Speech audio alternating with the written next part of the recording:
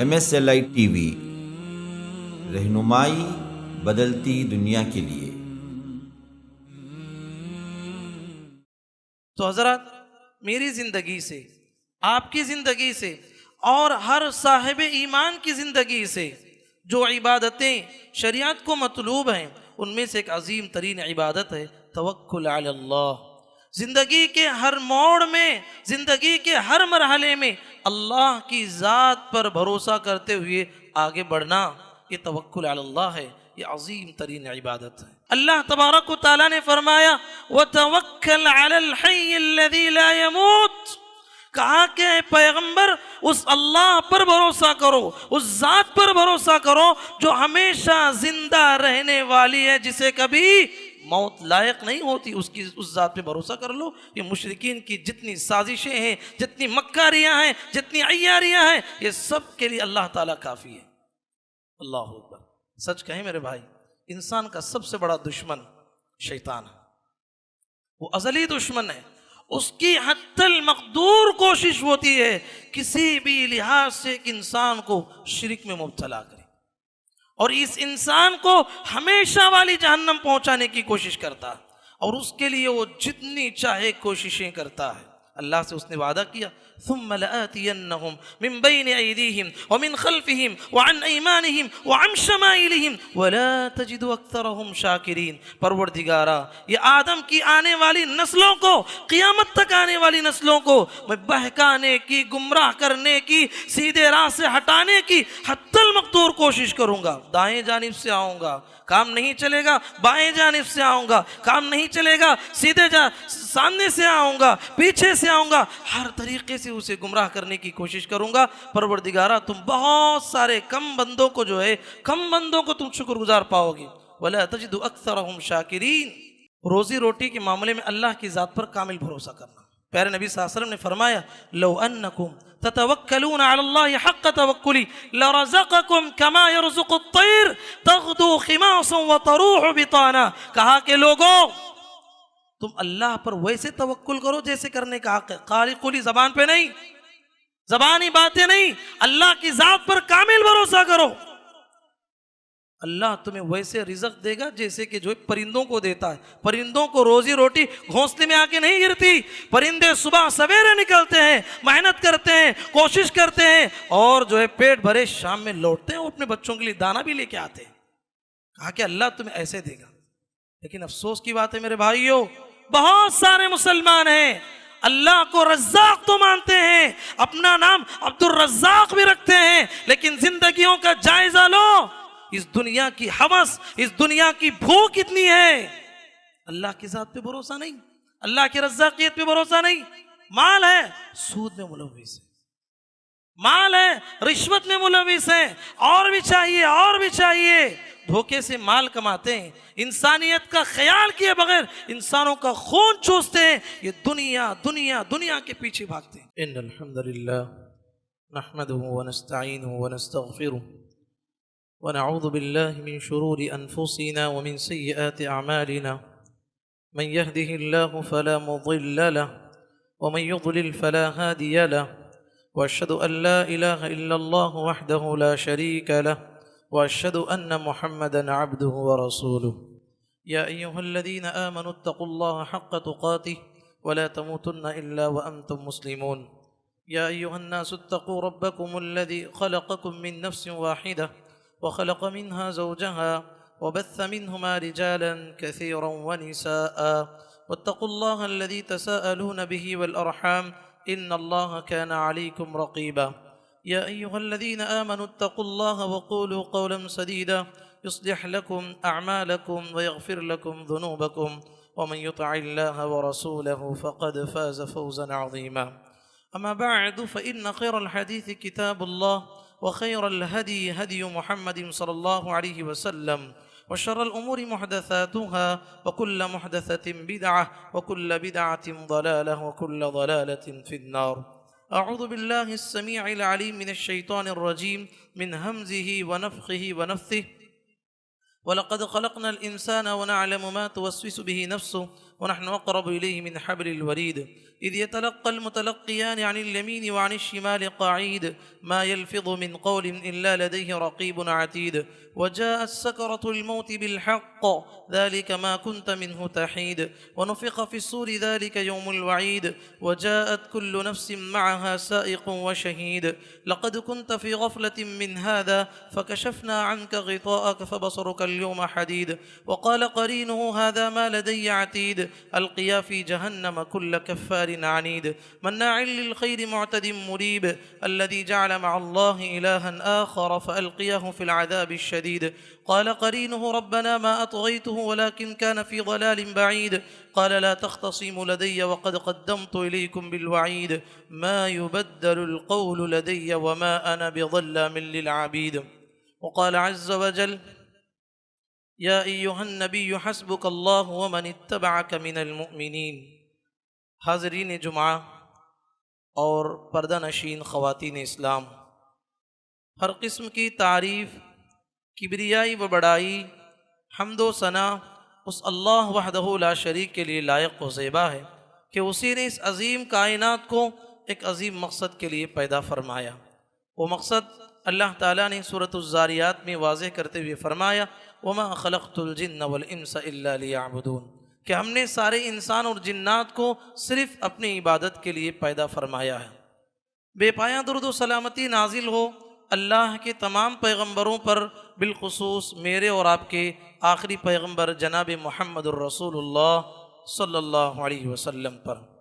حضرات گرامی، خطبہ مسنونہ کے بعد جو آیت میں نے آپ کے سامنے پڑھی ہے، اس آیت میں اللہ تبارک و تعالیٰ نے ارشاد فرمایا یا ایھا النبی حسبک اللہ ومن اتبعک من المؤمنین، اے نبی اللہ تبارک و تعالیٰ آپ کے لیے کافی ہے اور اہل ایمان کے لیے کافی ہے۔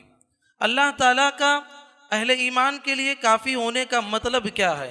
ایک مومن کی زندگی میں جو مسائل آتے ہیں، ایک مومن کی زندگی میں جو پریشانیاں آتی ہیں، ایک مومن کی زندگی میں جو الجھنیں آتی ہیں، ان تمام مسائلوں میں ایک مومن گھرنے کے بعد اگر وہ ایک اللہ پر بھروسہ کرتے ہوئے زندگی میں آگے بڑھتا ہے، اللہ تبارک و تعالیٰ اس کی زندگی کے سارے مسائل کو حل کرنے کے لیے کافی ہے۔ تو حضرات، میری زندگی سے، آپ کی زندگی سے اور ہر صاحب ایمان کی زندگی سے جو عبادتیں شریعت کو مطلوب ہیں، ان میں سے ایک عظیم ترین عبادت ہے توکل علی اللہ۔ زندگی کے ہر موڑ میں، زندگی کے ہر مرحلے میں اللہ کی ذات پر بھروسہ کرتے ہوئے آگے بڑھنا، یہ توکل علی اللہ ہے، یہ عظیم ترین عبادت ہے۔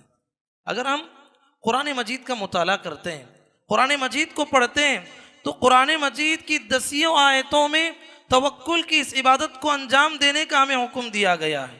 آئیے قرآن پڑھیے۔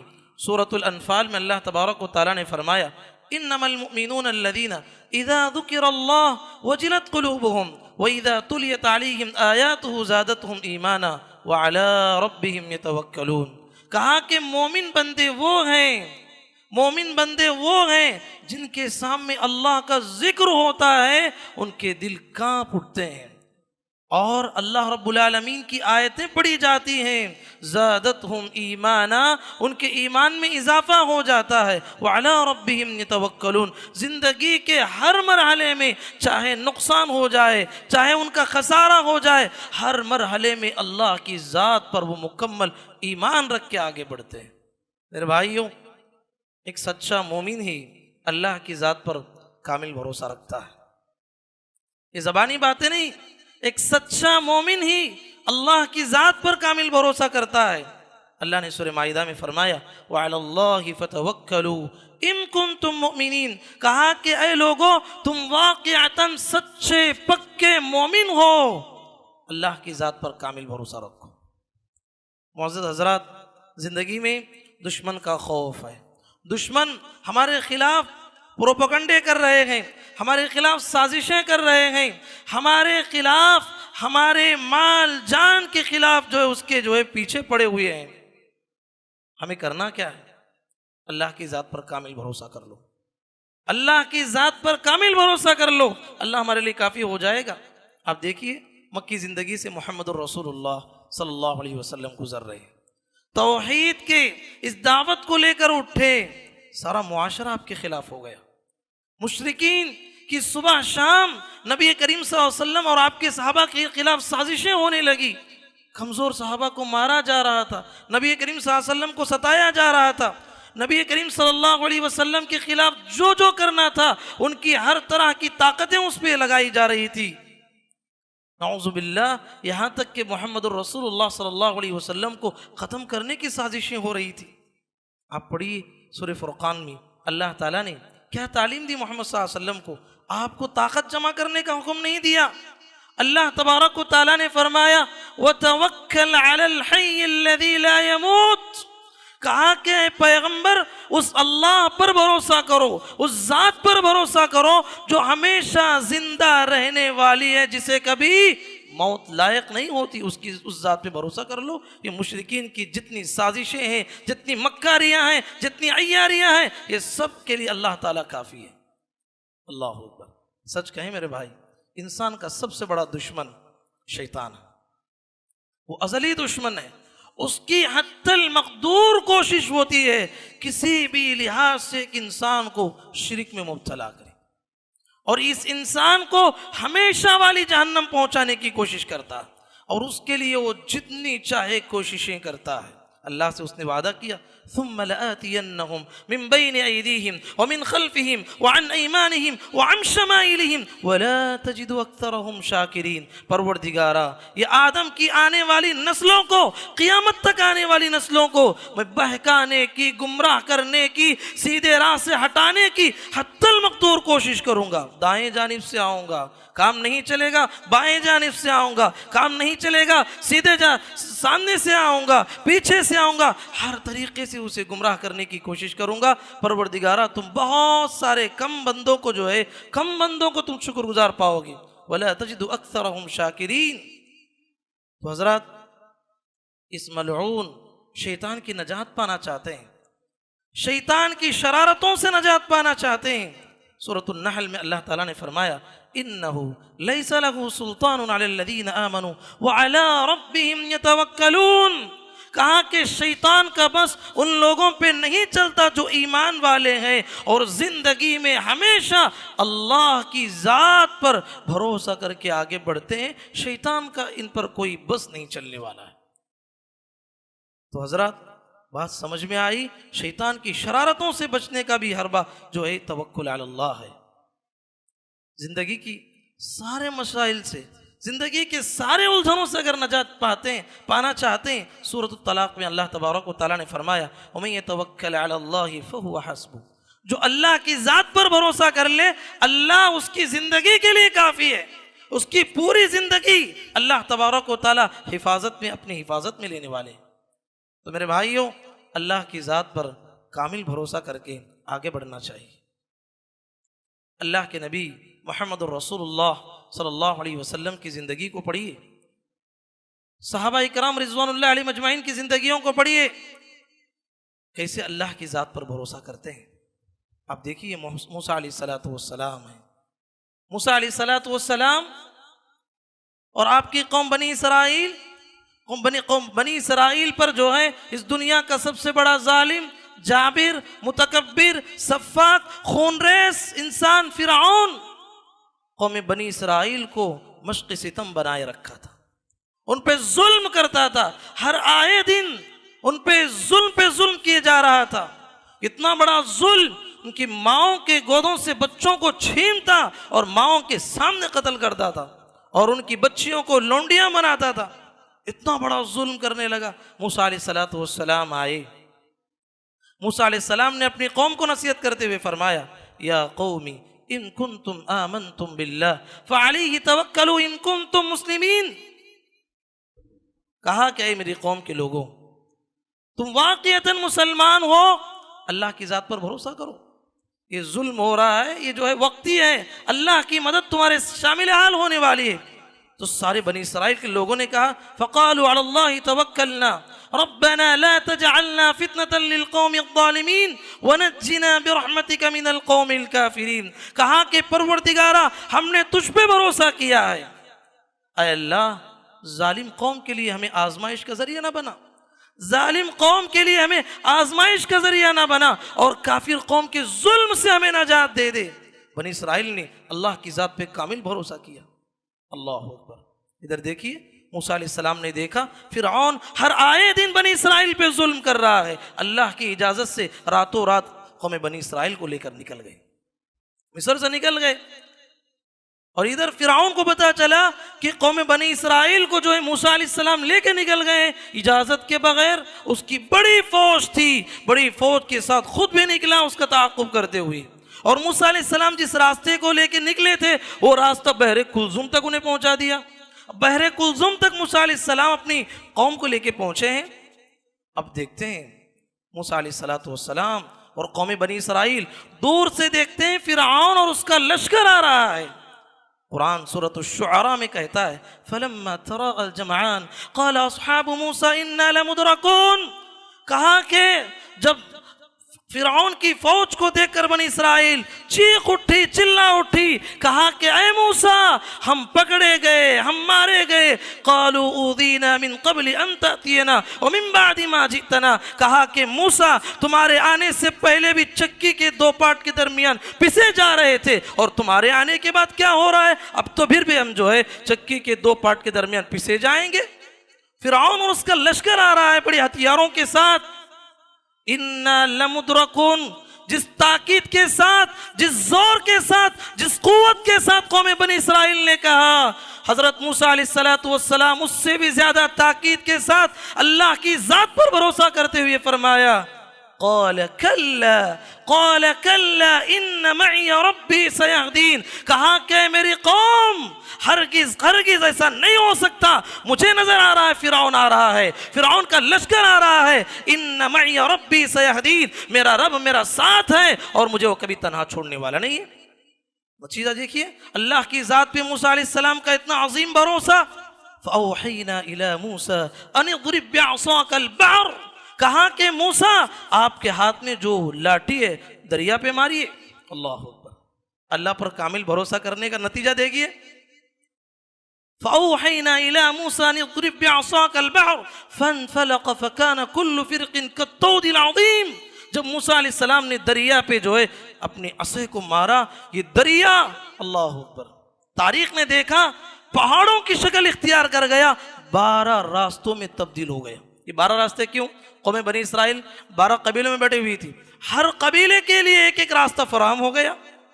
اب سارے کے سارے قبیلے جو اپنے آنکھوں کے سامنے یہ سارے مناظر دیکھ رہے تھے اور دریا کو آسانی کے ساتھ پار کیا، اور ادھر فرعون اور اس کا لشکر بڑے زور سے آ رہے تھے، اور یہ بھی جو ہے سمجھ گئے کہ ہمارے لیے بھی راستہ ہے۔ دریا میں آ گئے، یہاں تک کہ بیچ دریا میں آئے تو اللہ نے حکم دیا دریا کو، سمندر کو حکم دیا پہلے جیسا تھا ویسے ہو جا۔ اب سمندر مل گئے، ساری کی ساری فوج غرق ہو گئی، فرعون ڈوب رہا تھا۔ آمنت انہ لا الہ الا الذی آمنت بہ بنو اسرائیل، جب اس کے سامنے غیب کے پردے ہٹ گئے، فرشتوں کو دیکھنے لگا، چیخنے لگا، چلانے لگا اب میں ایمان لا رہا ہوں، اب میں ایمان لا رہا ہوں۔ دیکھیے قوم بنی اسرائیل سارا منظر دیکھ رہی تھی، سارا منظر دیکھ رہی تھی۔ یہ اللہ کا قانون ہے کہ دنیا میں جو انسان کسی پہ ظلم کرتا ہے، اللہ کا قانون ہے کہ ظالم کو مظلوم کے سامنے اللہ ایک نہ ایک دن ذلیل کر کے رکھنے والا ہے۔ ظالم کو مظلوم کے سامنے ایک نہ ایک دن ذلیل کرے گا، مظلوم کے کلیجوں کو ٹھنڈا کرے گا، ظالم کو جو ہے اس کا بدلہ دنیا میں چکاتے ہوئے۔ اس لیے پیارے نبی صلی اللہ علیہ وسلم نے فرمایا حدیث میں 2 گناہ ایسے ہیں جس کی سزا آخرت سے قبل اسی دنیا میں دی جائے گی، ایک ہے ظلم اور دوسرا ہے ماں باپ کی نافرمانی کی سزا، آخرت سے قبل اسی دنیا میں ملے گی۔ تو ایمان لانا چاہ رہا تھا، ایمان قابل قبول نہیں میرے بھائیو۔ جب اللہ کا عذاب آ جاتا ہے، عذاب کو دیکھ کر جو آدمی سدھرنا چاہتا ہے وہ قابل قبول نہیں۔ آلان وقد عصیت قبل وکنت من المفسدین فالیوم ننجیک ببدنک لتکون لمن خلفک آیہ۔ اللہ تبارک و تعالیٰ نے کہا عقل اب آئی ہے، اب ایمان لا رہا ہے۔ اللہ نے کہا تیرے بدن کو قیامت تک کے لیے ہم دنیا میں چھوڑ دیں گے تاکہ ہر آنے والے ظالم کو اس کے ظلم کا پتہ چلے، ظلم کا انجام کیا ہوتا ہے۔ حضرات موسیٰ علیہ السلام نے اللہ کی ذات پر کامل بھروسہ کیا۔ اللہ نے دریا کو ایک پہاڑوں کی شکل اختیار کرنے اور دریا کو چیر کر راستہ فراہم کیا. یہی توکل کی ضرورت ہے. ابراہیم خلیل اللہ علیہ السلام کی زندگی کو پڑھیے. ہم نے بارہا سنا ہے لیکن آپ کبھی غور کیے ہیں انبیاء اکرام علیہ السلام کا توکل اللہ کی ذات پہ کیسے کامل ہوتا ہے؟ ابراہیم علیہ السلام اپنی قوم میں لوگوں کو سمجھایا. یا قومی، کہا کہ میری قوم کے لوگوں، لم تعبد ما لا يسمع ولا يبصر ولا يغني عنك شيئا. اپنی قوم کے لوگوں کو، اپنے باپ کو سمجھاتے ہوئے کہا کیوں ایسوں کی عبادت کرتے ہو، نہ سننے کی طاقت رکھتے، نہ بولنے کی طاقت رکھتے، نہ دیکھنے کی طاقت رکھتے، نہ کسی کو نفع نقصان پہنچانے کی طاقت رکھتے، پتھر کے سامنے عبادت کر رہے ہیں. اُفِّل لَكُمْ، تف ہے تم پر. وَلِمَا تَعْبُدُونَ مِن دُونِ اللَّهِ، اللہ کو چھوڑ کر کیسوں کی عبادت کر رہے ہو جس کے اندر مکھی کو اڑانے کی طاقت نہیں ہے. اب پوری قوم ابراہیم علیہ السلام کے خلاف ہو گئی، حکومت وقت ابراہیم علیہ السلام کے خلاف ہو گئی، پورا شہر ابراہیم علیہ السلام کے خلاف ہو گیا، پوری بستی ابراہیم علیہ السلام کے خلاف ہو گئی، پورا قبیلہ ابراہیم علیہ السلام کے خلاف ہو گیا. اللہ اکبر. اب اس کے بعد نعرے نمرود لگائی گئی، نعرے نمرود لگائی گئی. جانتے ہو نعرے نمرود کیا ہے؟ انسان کا گزر تو چھوڑو، اس پہ سے کوئی پرندہ بھی گزر نہیں پائے گا، گزر جائے گا تو بھن کے جو ہے زمین پہ گر جائے گا. اتنی بڑی آگ لگائی گئی. اب موسیٰ علیہ السلام، حضرت ابراہیم علیہ السلام کو ڈالنا تھا. اس زمانے کا ایک آلہ تھا جسے منجنیق کہا جاتا ہے. ایک بہت بڑے آلے میں بٹھا کر ابراہیم علیہ السلام کو آگ میں ڈالا گیا. اللہ اکبر. ابراہیم علیہ السلام کو جب آگ میں ڈالا جا رہا تھا، ابراہیم علیہ السلام نے کہا کہ اے دنیا کے لوگوں، تمہاری طاقت ایک طرف، میرے رب العالمین پہ میرا توکل ہے. حسبی اللہ ونعم الوکیل. کہا کہ میرا رب میرے لیے کافی ہے، وہی سب سے بڑا کارساز ہے. جب یہ توکل ابراہیم علیہ السلام کی زبان سے جملے نکلنا تھا، اللہ نے فرمایا قلنا یا نار کونی بردا وسلاما علی ابراہیم. ہم نے کہا کہ اے آگ، ابراہیم کے لیے گلے گلزار بن جا. اتنی ٹھنڈی بھی نہیں بننا کہ ابراہیم کو تکلیف پہنچے، اور اتنی گرم بھی نہیں بننا کہ ابراہیم کو تکلیف پہنچے. گلے گلزار بن جا جو ابراہیم کے لیے آرام کا ذریعہ بن جائے. اللہ اکبر. دنیا نے دیکھا ابراہیم علیہ السلام کو آگ نے دھکا تک نہیں دیا، بآسانی زمین پہ آ گئے. حضرات، آج بھی ہمارا ایمان انبیاء جیسے ہو جائے، اللہ کی ذات پہ توکل آ جائے، یقین آ جائے، وہ آگ ہمارے لیے بھی گلے گلزار بن جائے گی. آج بھی ہو برائم سیما پیدا، آگ کر سکتی ہے انداز گلستان پیدا. زندگی میں اللہ کی ذات پر کامل بھروسہ ہونا چاہیے. حسبی اللہ ونعم الوکیل. یہ کیا جملے تھے؟ صحابہ اکرام نے بھی ایک مرتبہ اس طرح کے جملے کہا. کب کہا؟ احد کے میدان میں. احد کی ابتدا میں مسلمانوں کی جیت ہو رہی تھی، مسلمان جیت بھی گئے تھے. جیتی ہوئی بازی ہار میں تبدیل اس لحاظ سے ہوئی کہ صحابہ اکرام کے سمجھنے میں غلط ہوئی. پیارے نبی نے جبل الرمات پہ بعض صحابہ کو کھڑا کیا تھا، کہا کہ بھولے سے بھی نہیں اترنا، یا صحابہ کے ٹکڑے ٹکڑے بھی ہو جائے اس جگہ کو نہیں چھوڑنا. سمجھنے میں بھول ہو گئی، صحابہ اتر آئے اور جیتی ہوئی بازی، جیتی ہوئی جنگ ہار میں تبدیل ہو گئی. اب ہار بھی کیسی؟ 70 صحابہ، کبار صحابہ شہید ہو گئے اس جنگ میں، اور 70 سے زائد صحابہ زخموں سے چور ہیں، زخمی ہو گئے. پھر جو ہے جنگ احد سے صحابہ لوٹ رہے تھے. غزوہ حمراء الاسد جسے کہا تھا، حمراء الاسد نامی جگہ پر صحابہ نے پڑاؤ کیا. ابھی مدینہ لوٹ رہے تھے. ابو سفیان کو پتا چلا کہ مسلمان اتنے زیادہ شہید ہو گئے ہیں، بس مٹھی بھر کے ہیں، وہ بھی زیادہ زخمی ہیں. اب دیکھیے میرے بھائیوں، لڑائی کے بعد لڑائی کی بات ہے، جنگ کے بعد جنگ کی بات ہے، زخموں کے بعد زخموں کی بات ہے. جب ابو سفیان کو معلوم ہوا تو یہ اعلان کیا گیا کہ ہم پھر سے جو ہے مسلمانوں پہ حملہ کریں گے. جب یہ بات صحابہ اکرام کے کانوں میں پڑی، الذین قال لهم الناس ان الناس قد جمعوا لكم فاخشوهم، کہا گیا کہ اے صحابہ، پھر سے جو ہے کفار تم پہ حملہ کرنے کے لیے آ رہے ہیں، ڈر جاؤ. سبحان اللہ. فزادہم ایمانا، صحابہ کا ایمان بڑھ گیا. زخموں سے چور ہیں، کسی کا ہاتھ کٹا ہوا ہے، کسی کا پیر کٹا ہوا ہے، صحابہ زخموں سے چور ہوتے ہوئے پیارے نبی کے پاس آئے. وقالوا حسبنا اللہ ونعم الوکیل، کہا کہ اے اللہ کے نبی ہم وہ قوم نہیں کہ لوٹ کے جائیں، ہماری زندگی کے خون کا آخری قطرہ بھی آپ کے ساتھ بہانے کے لیے ہم تیار ہیں، دشمنوں سے لڑنے کے لیے ہم تیار ہیں، حسبنا اللہ ونعم الوکیل۔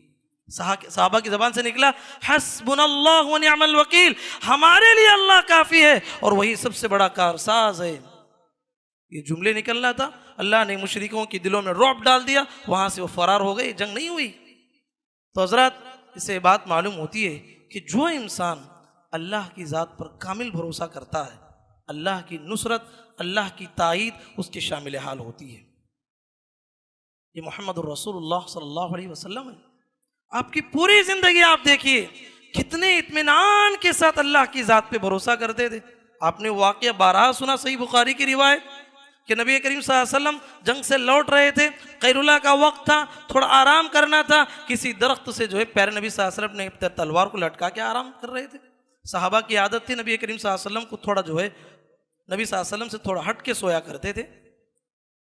تو ایک دشمن آیا اور اسی تلوار کو اٹھا لیا، پہلے سے تعاقب میں تھا، نبی کریم صلی اللہ علیہ وسلم کا بہت بڑا دشمن تھا، تلوار کو نکال لیا اور پیر نبی صلی اللہ علیہ وسلم کی آنکھ کھلی تو کہا من یمنعک منی، کہا کہ محمد بتائیے تمہیں مجھ سے کون بچائے گا، تمہارے ہاتھ میں نہ تلوار ہے نہ کوئی جو ہے ہتھیار ہے، میرے ہاتھ میں تلوار ہے، تمہیں بچائے گا مجھ سے کون؟ سبحان اللہ۔ میری زندگی میں اور آپ کی زندگی میں آپ دیکھیے ہم اللہ کی ذات پر کہاں بھروسہ کرتے، گھبرا جاتے ہیں۔ محمد الرسول اللہ صلی اللہ علیہ وسلم نے کہا مجھے اللہ بچانے والا، مجھے اللہ بچانے والا ہے۔ وہ سننا تھا جو ہے تھرا سے کانپنے لگا، یہاں تک کہ وہ تلوار اس کے گر گئی اور نبی کریم صلی اللہ علیہ وسلم نے اس تلوار کو اٹھا لیا، کہا کہ تجھے اب کون بچائے گا؟ تو اللہ پر ایمان نہیں رکھتا تھا، اس نے کہا کہ محمد مجھے جو ہے اللہ پر تو ایمان نہیں ہے، لیکن آپ کے اخلاق اور آپ کے کردار کو میں جانتا ہوں، مجھے یقین ہے کہ آپ مجھے بخش دیں گے۔ اللہ، پیارے نبی نے اسے بھی چھوڑ دیا، ظالم سے لیا، ظلم کا بدلہ نہ کسی وقت، مارا بھی تو اخلاق کی تلوار سے مارا، پیارے نبی نے اسے معاف کر کے چھوڑ دیا۔ اسلام نے انہیں اخلاق کے ذریعے سے دنیا میں پھیلا ہے۔ حضرات سوال یہ ہے کیا توکل کا مطلب زندگی میں جو ہے اللہ کی ذات پہ بھروسہ کر کے جو ہے محنت کرنا چھوڑ دیں؟ یہ غلط بات ہے۔ پیارے نبی محمد صلی اللہ علیہ وسلم کے پاس ایک صحابی آئے، کہا کہ اللہ کے نبی توکل کا مطلب یہ ہے کہ میں اپنی اونٹنی کو اس کی نکیل کھلا چھوڑ دوں گا، میں اللہ کی ذات پہ بھروسہ کروں گا؟ پیارے نبی نے کہا نہیں، اسباب کو اختیار کرنا پڑے گا، اعقلها وتوکل علی اللہ، اونٹنی کی رستی کو باندھ دو، پھر تم اپنے کام کے لیے نکل جا رہے ہو، اللہ کی ذات پہ بھروسہ کرو۔ یہ بھروسہ ہے، نکیل کھول کے چھوڑ دے کے جو ہے بھروسہ کرنا، یہ بھروسہ نہیں ہے۔ یمن سے بہت سارے قبیلے حج کے لیے نکلتے تھے، کہتے تھے نحن المتوکلون، ہم نے اللہ کی ذات پہ بھروسہ کیا ہے، نہ پانی لیتے تھے نہ کھانا لیتے تھے، ایسے ہی نکل جاتے تھے۔ اب راستے میں بھوک لگتی، پیاس لگتی تو لوگوں سے مانگ مانگ کے کھاتے تھے۔ اللہ نے آیت نازل فرمایا وَتَزَوَّدُوا فَإِنَّ خَيْرَ الزَّادِ التَّقْوَى، کہا کہ لوگوں توشہ لے لیا کرو، بہترین توشہ آخرت کا جو ہے تقوی ہے۔ یہ تقوی کے منافی ہے کہ آپ نے توشہ ہی نہیں لیا، پانی ہی نہیں لیا اور توکل کے نام پہ نکل گئے اور بھیک مانگتے پھر رہے ہیں۔ کہا کہ یہ توکل نہیں ہے، توکل یہ ہے کہ پانی لے لو، کھانا لے لو، اللہ کی ذات پہ بھروسہ کرو، یہ ختم ہو جائے تو اللہ کی جانب سے مدد آئے گی۔ آپ دیکھیے مریم علیہ السلام جنہیں عیسیٰ علیہ السلام کا حمل ٹھہر گیا، مریم علیہ السلام غم سے پریشان تھی کہ دنیا والے کیا کہیں گے، شوہر کے بغیر اولاد ہو رہی ہے، آبادی سے کٹ کر جو ہے جنگلوں کی طرف چلی گئی۔ اللہ نے ارشاد فرمایا وَحُزِّي إِلَيْكِ بِجِذْعِ النَّخْلَةِ تُسَاقِطُ عَلَيْكِ رُطَبًا جَنِيًّا فَكُلِي وَاشْرَبِي وَقَرِّي عَيْنًا، کہا کہ اے مریم تمہارے پیروں تلے ہم نے میٹھے پانی کا چشمہ جاری کیا، پیاس لگی تو پانی پی لینا، اور بھوک لگی تو کھجور کا درخت جو وہاں نظر آ رہا ہے اس کے پاس چل کے جانا اور اس درخت کو ہلانا اور تازہ ترین کھجوریں گریں گی اس کو کھا لینا۔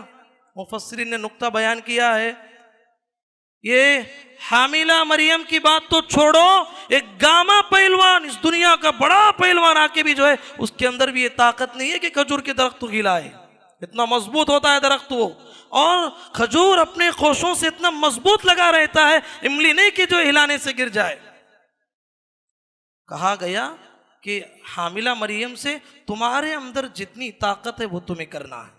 کھجور کے درخت کے پاس جاؤ، ہلا یا نہ ہلا وہ الگ بات ہے، آپ کو تو ہلانا ہے، وہ کھجوریں گرانے کا کام ہمارا ہے. اللہ اکبر.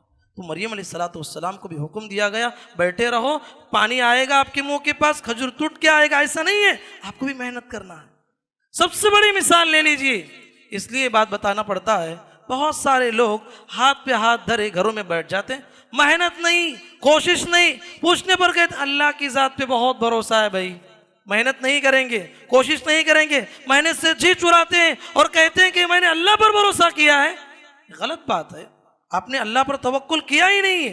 توکل کا مطلب یہ ہے کہ وہ اللہ جو محمد الرسول اللہ صلی اللہ علیہ وسلم کو آن کی آن میں ساتوں آسمانوں کی سیر کرانے والا، آن کی آن میں اللہ نے محمد صلی اللہ علیہ وسلم کو جنت اور جہنم کی سیر کرانے والا معراج کی موقع پر، اس کے لیے کیا مشکل تھا کہ ہجرت کے موقع پر مکے سے مدینہ پہنچایا اللہ.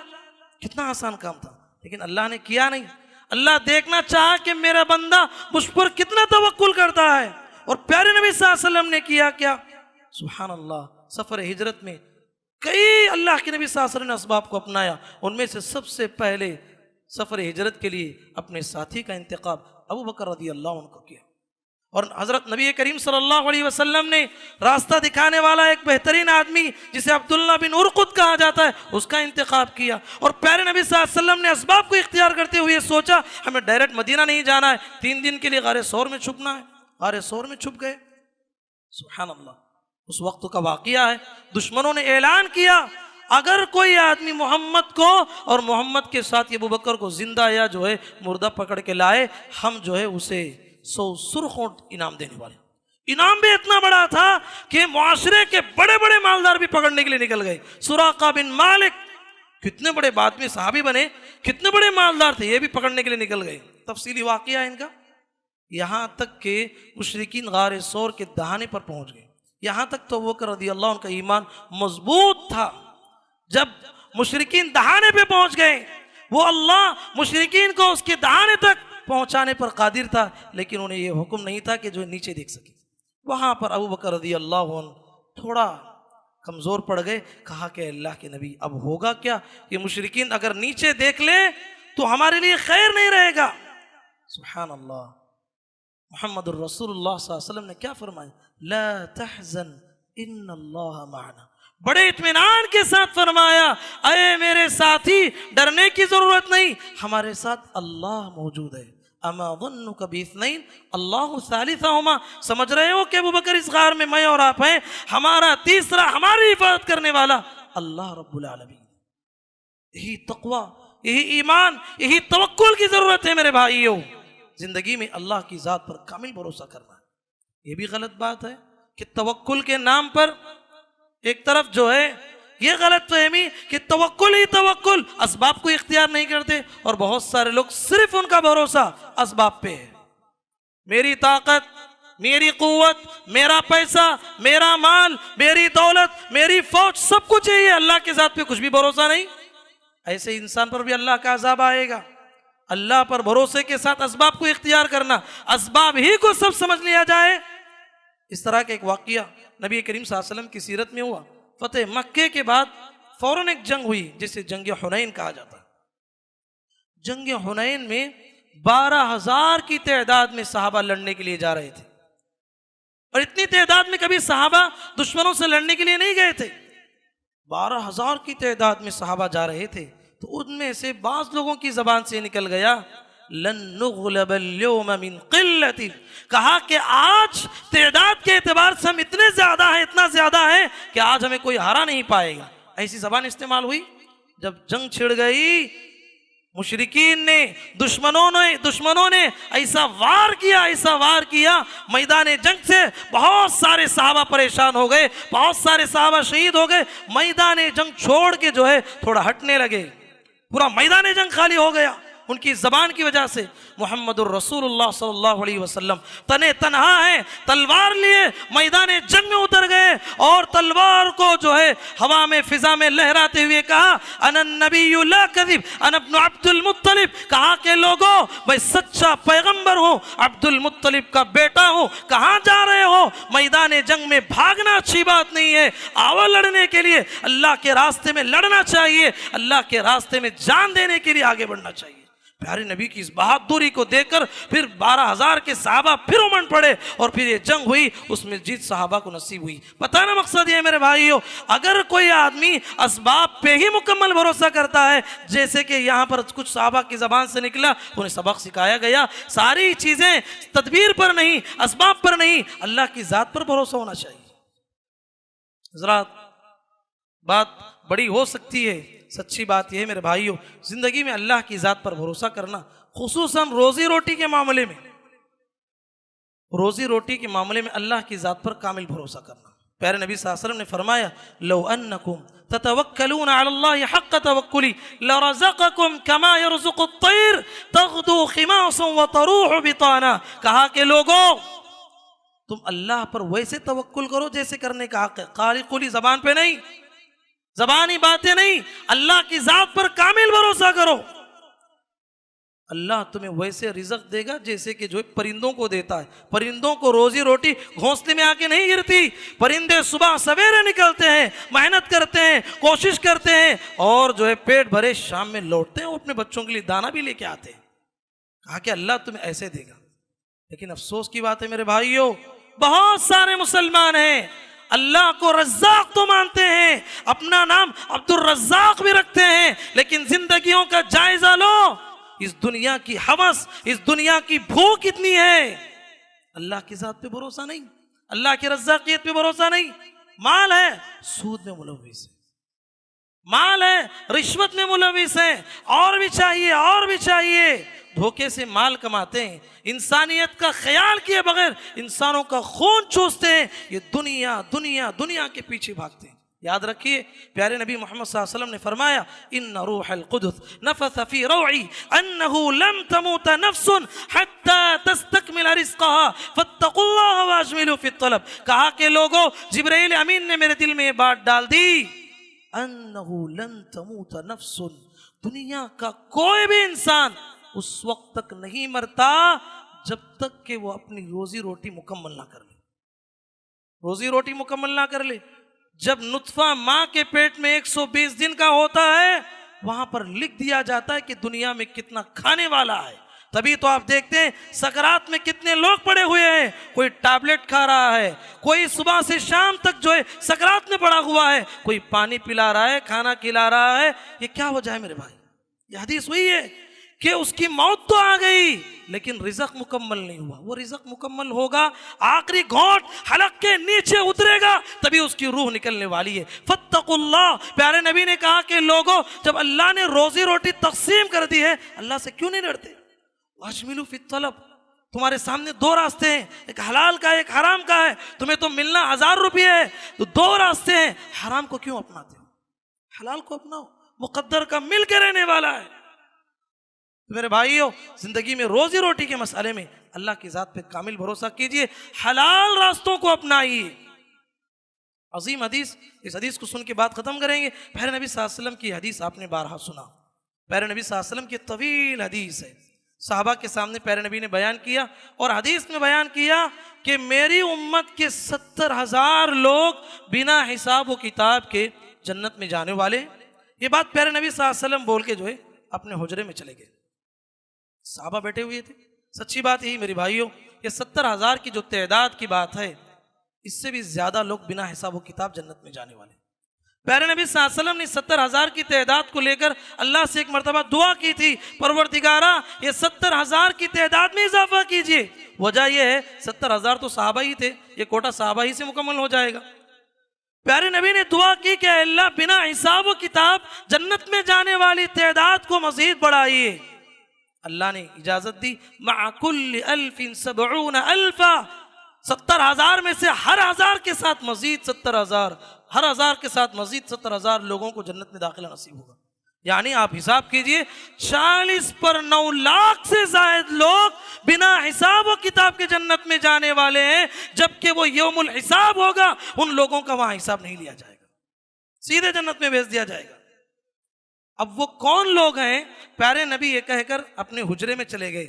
साहबा ने कहा ये तो जो है साहबा, इससे मुराद है صحابہ اتنے ایمان والے یہ چلے جائیں گے؟ بعض صحابہ نے کہا نہیں نہیں، وہ لوگ جو اسلام پہ پیدا ہوئے اور اسلام پہ ہی مرے، زندگی میں کبھی شرک نہیں کیا۔ اس طرح کی باتیں ہو رہی تھی۔ نبی صلی اللہ علیہ وسلم اپنے حجرے سے باہر آئے، کہا کہ میرے صحابہ کیا بات چیت ہو رہی ہے؟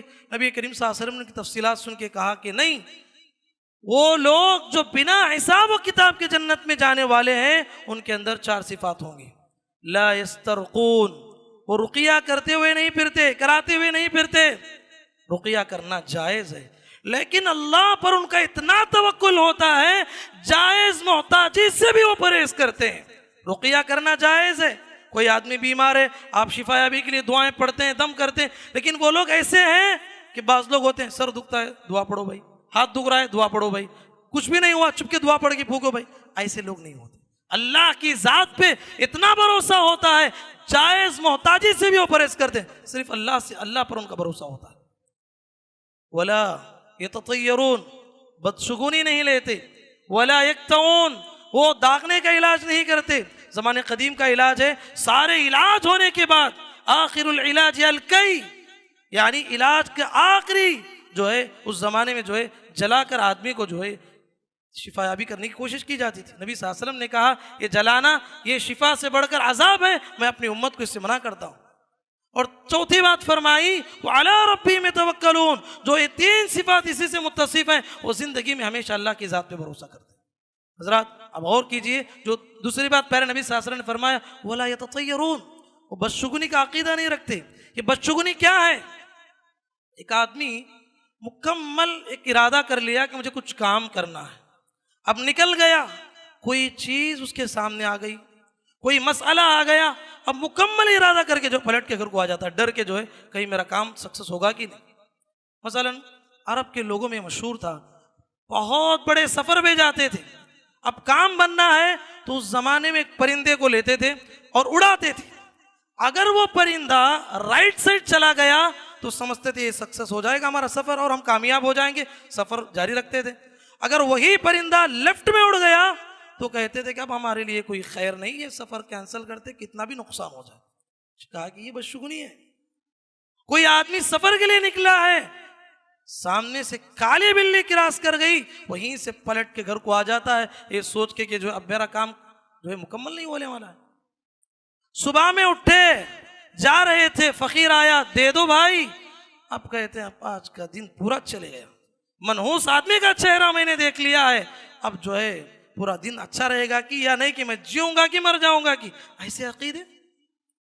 شادی ہو کے دلہن گھر آئی، کچھ گھر میں حادثہ ہو گیا، کہتے ہیں کہ گھر میں بہت اچھا چل رہا تھا، جب سے یہ منحوس عورت کا قدم ہمارے گھر میں پڑا ہے، حادثات ہی حادثات ہے، ہمیشہ بخار ہے، پریشانی ہے۔ کبھی عورت کے ساتھ یہ اس طرح کا جو عقیدہ، کبھی مرد کے ساتھ۔ شادی ہوئی، دلہا گھر آیا، گھر میں کوئی پریشان آ گئی، کہتے ہیں کہ یہ دلہا جب سے ہمارے گھر میں قدم رکھا ہے آفتیں ہی آفتیں آ رہی ہیں۔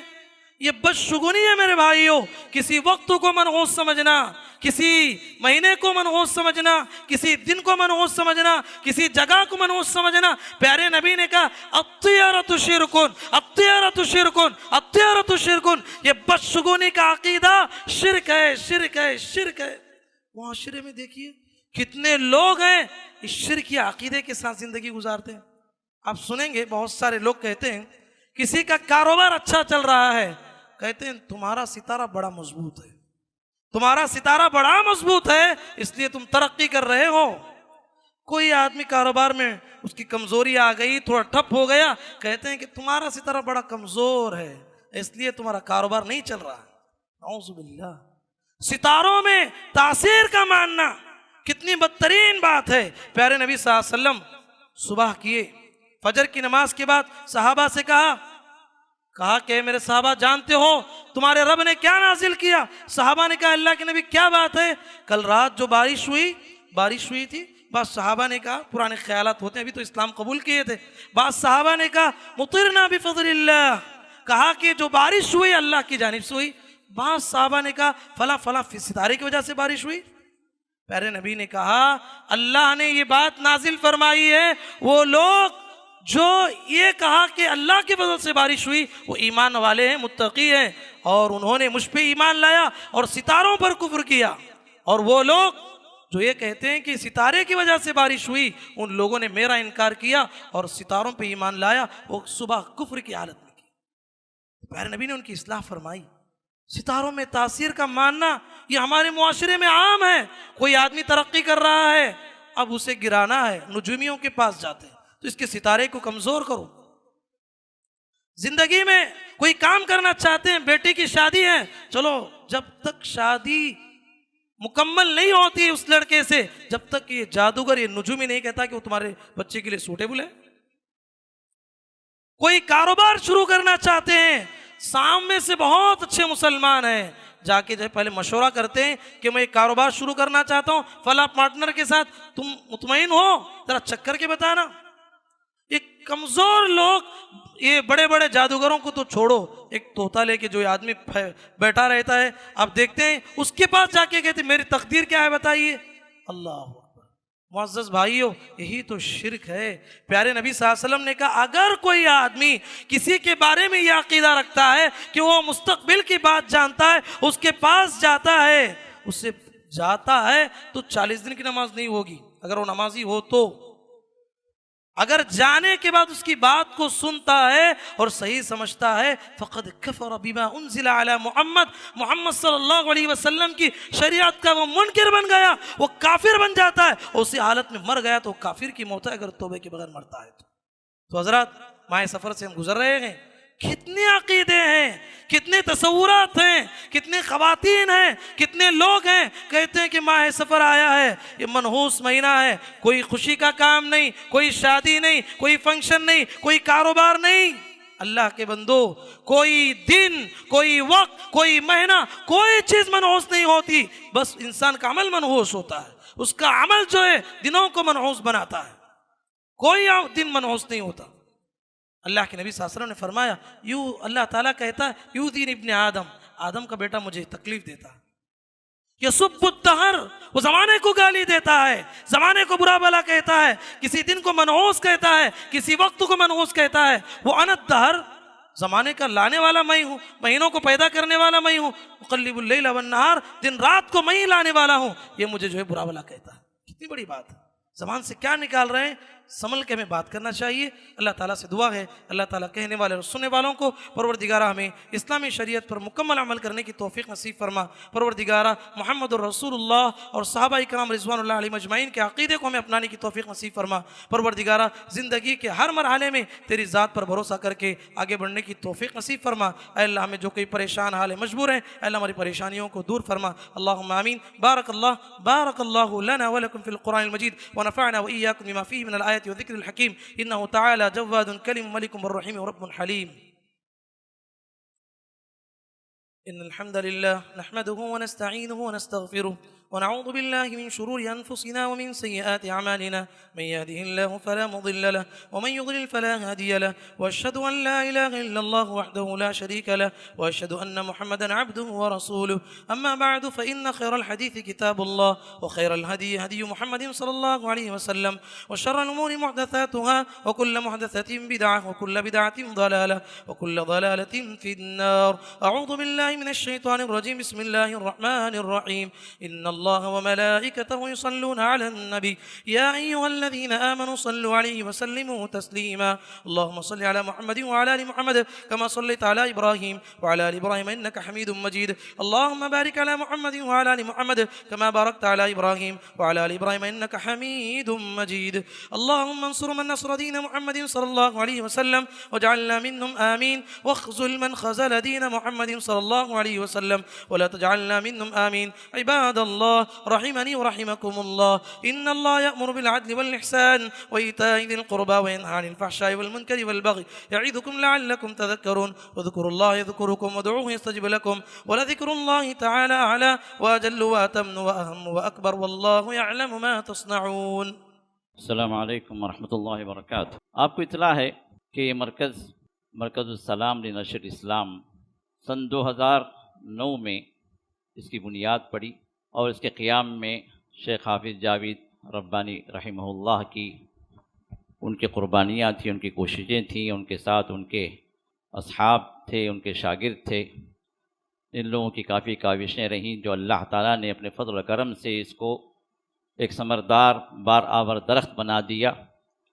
ایک مرکز ایک چھوٹی سی مدت میں، ایک 15 سال کے عرصے میں، جہاں ایک مرکز بھی قائم ہوا، ایک شاندار مسجد بھی قائم ہوئی، اور ساتھ ہی ساتھ مدرسۃ السلام لتحفیظ القرآن کے نام سے ایک مدرسہ بھی قائم ہوا. عمومی طور مسلمانوں کے درمیان میں بہت سارے مراکز ہیں، بہت سارے مدارس ہیں، بہت سارے مساجد ہیں، لیکن ان میں اور ہم میں فرق یہ ہے کہ ہمارا مرکز، ہماری مسجد خالص اللہ کے لیے، اللہ کی توحید کو نشر کرنے کے لیے.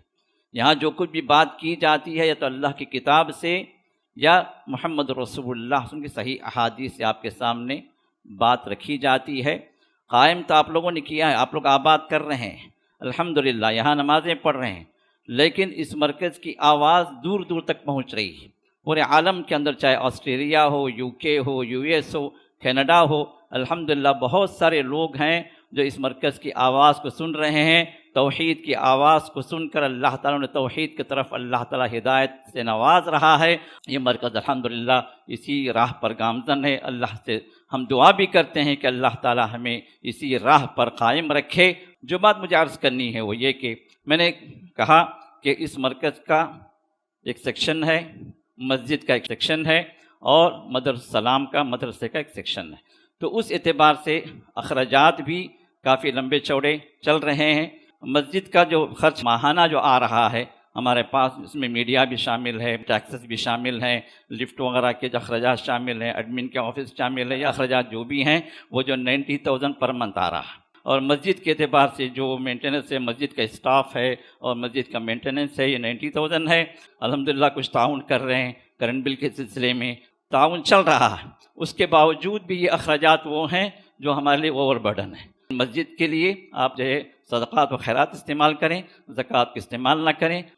اور اسی طرح مرکز جو ہے، مرکز کے اعتبار سے جو اخراجات جو چل رہے ہیں ہمارے پاس،